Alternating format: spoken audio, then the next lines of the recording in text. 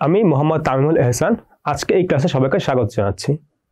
আমাদের আজকের ক্লাসে আলোচ্য বিষয় হচ্ছে অ্যানালগ ও ডিজিটাল এবং তাদের যে পার্থক্য সেগুলো সম্পর্কে, ডিজিটাল বাংলাদেশের রূপকল্প এবং ডিজিটাল বাংলাদেশের বর্তমান ও ভবিষ্যৎ। তো সবার শুরুতে আসি অ্যানালগ আর ডিজিটাল কি সেটা সম্পর্কে। পরিবর্তনশীল ডাটাকে যখন সংকেতের মাধ্যমে প্রকাশ করা হয় তখন তাকে অ্যানালগ সংকেত বলে। উদাহরণস্বরূপ কি বলা যায়? উদাহরণস্বরূপ আমাদের দৈনন্দিন তাপমাত্রার কথা ধরা যাক। দিনে বিভিন্ন সময়ে কিন্তু বিভিন্ন ধরনের তাপমাত্রা হয়, ঠিক আছে? এই তাপমাত্রাটাকে আমরা যখন কোনো একটা সংকেতে প্রকাশ করি সেটা হয়তো আমরা অ্যানালগ বলতে পারি। এটা একটা এক্সাম্পল পরে আসতেছি। আবার এই অ্যানালগ সংকেতকে আমরা যখন নির্দিষ্ট পদ্ধতিতে কোনো একটা অবস্থার মাধ্যমে প্রকাশ করব বা কোনো ডিজিটের মাধ্যমে যখন আমরা প্রকাশ করব সেটাই কিন্তু আসলে আমরা তখন ডিজিটাল হয়ে যাবে। তো ডিজিটাল সংকেতের আমার সুবিধা কি? ডিজিটাল সংকেতটা হচ্ছে আমার আগের তুলনায় নির্ভুল, সূক্ষ্ম আর সূক্ষ্মতরও একটা তথ্য দিতে পারবে। ডিজিটাল মাধ্যমে সংকেত প্রকাশের জন্য ব্যবহৃত এই ধরনের সংকেতকে আমরা ডিজিটাল সংকেত বা ডিজিটাল বলি। এটাকে একটা এক্সাম্পল হতে পারে আমরা যে থার্মোমিটারে যে আমাদের যে তাপমাত্রাটা যে মাপি, তো এখানে আসলে কীরকম হয়, একটা থার্মোমিটার থাকে, এই থার্মোমিটার অনেকগুলো হচ্ছে এরকম দাগ কাটা থাকে, ঠিক আছে? এখন আমার থার্মোমিটারটা হয়তো দেখা গেল এইরকম একটা জায়গায় এসে থেমে গেছে, মানে এই পরিমাণ সে রিডিং দিতেছে। কিন্তু আমার কাছে তো রিডিং নিতে পারবো খালি এই পার্টটুক আর এই পার্টটুক, তার মানে কিন্তু সে তো আসছে কি মাঝখানের একটা জায়গায় আসছে, মানে এইটার মাঝামাঝি হয়তো 100 না 98 আর 99 মাঝামাঝি কোনো একটা জায়গায়। তখন আমরা কি করি, একটা আন্দাজ করি হয়তো 98 দশমিক সামথিং বা এরকম 99 দশমিক সামথিং, কিন্তু এক্স্যাক্টটা কিন্তু পাচ্ছি না। কারণটা হচ্ছে এই যে কি বলে থার্মোমিটারটা যে কোনো জায়গায় কিন্তু থাকতে পারে। যে কোনো জায়গার জন্য কিন্তু আমরা কিন্তু প্রত্যেকটা জায়গার জন্য কিন্তু আমরা দাগ কাটি নাই, কয়েকটা জায়গার জন্য দাগ কাটছি। সো এই যে পার্টটা আমরা অল্প অল্প কিছু জায়গার জন্য দাগ কাটা, কিন্তু সে অনেক জায়গায় রিডিং দিতে পারে।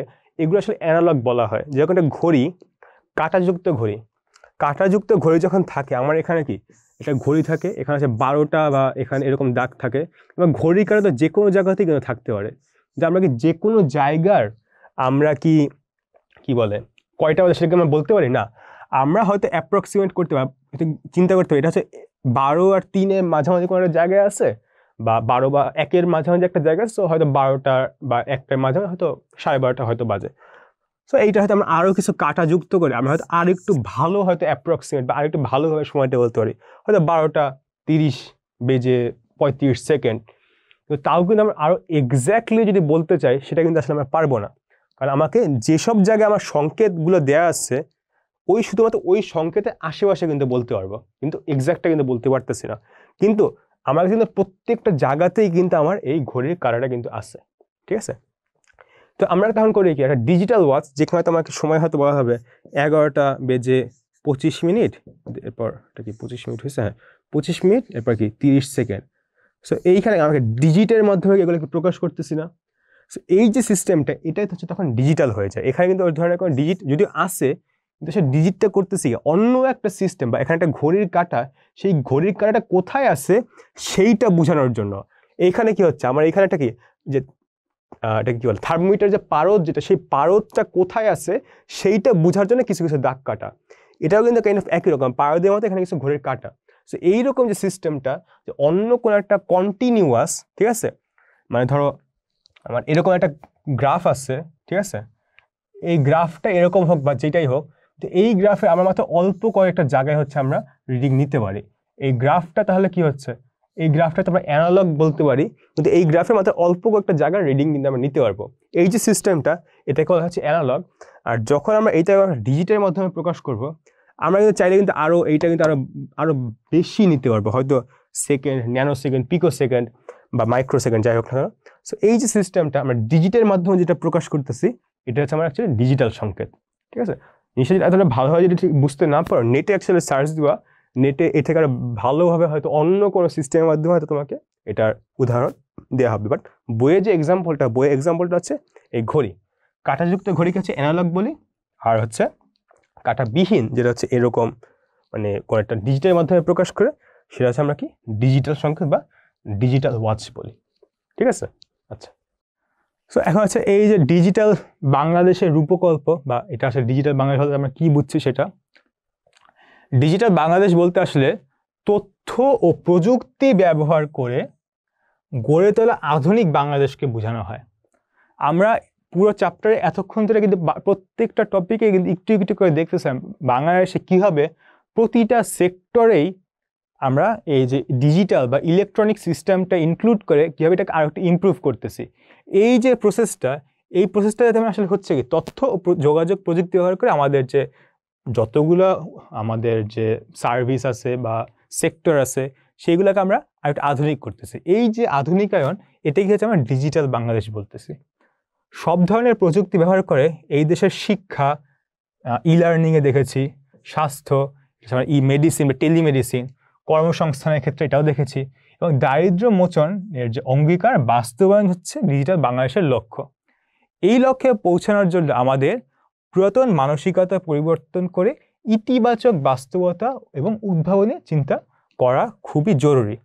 আমরা আগে যেভাবে চিন্তা করতাম ওই রকমভাবে যে চিন্তা করি তাহলে কিন্তু আসলে হবে না। আমাদের চিন্তা করতে হবে যে আমাদের বর্তমানে নতুন যে টেকনোলজি এসেছে সেই টেকনোলজি ইউজ করে কীভাবে আমরা বর্তমানে যে সিস্টেমটা সেটাকে আরও ভালো বা আরও ডেভেলপ করতে পারি।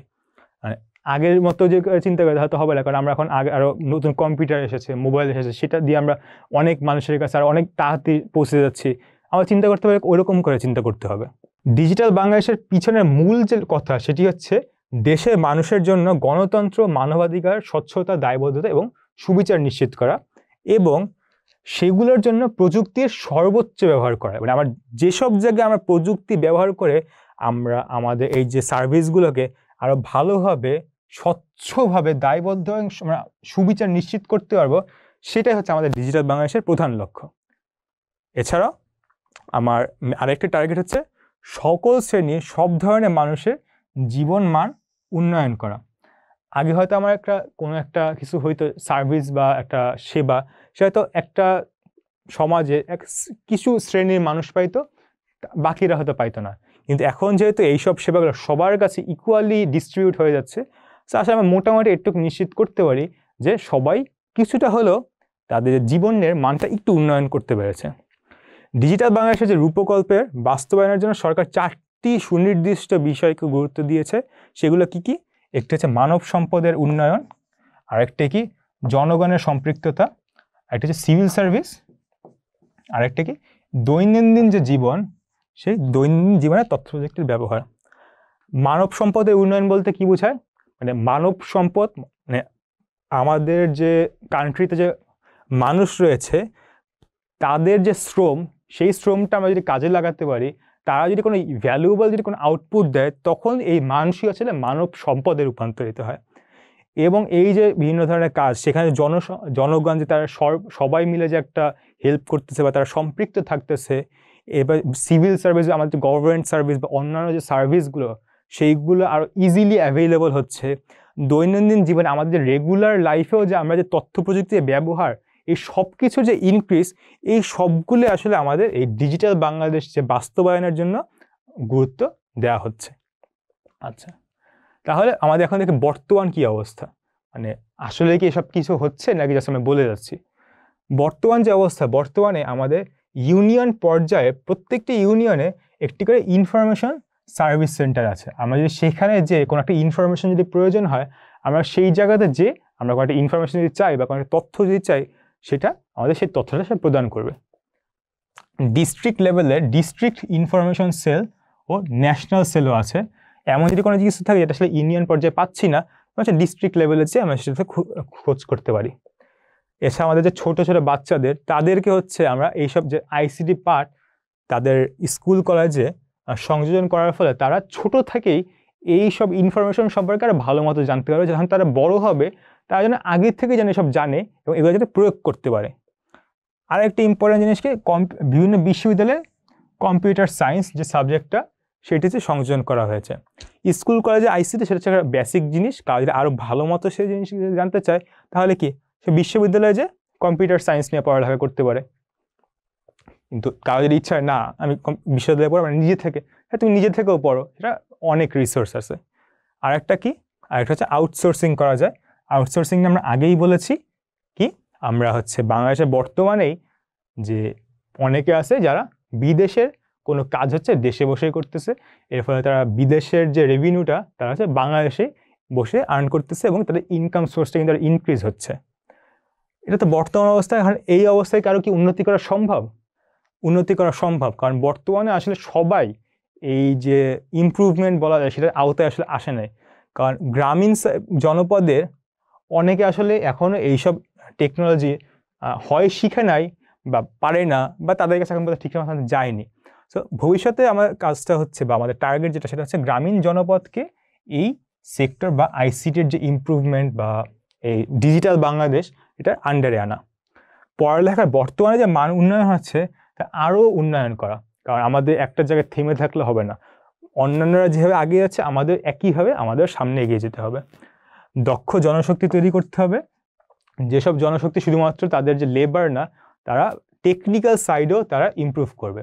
তারা কম্পিউটার ব্যবহার করা শিখবে, মোবাইল ব্যবহার করা শিখবে, সেই কম্পিউটার ব্যবহার করে তারা অন্য কোনো কাজ করতে পারবে, সেইগুলো ব্যবহার করে তারা যে কাজটা করে সেই কাজটা ভালো মতো করতে পারবে, আরও কম সময় আরও নিখুঁতভাবে করতে পারবে। ই গভর্নেন্সের মাধ্যমে এই যেসব কাজ হচ্ছে সেগুলোর আরও বেটার ওয়েতে করা, বা এই যে কাজগুলো সেই কাজে স্বচ্ছতা বৃদ্ধি করা।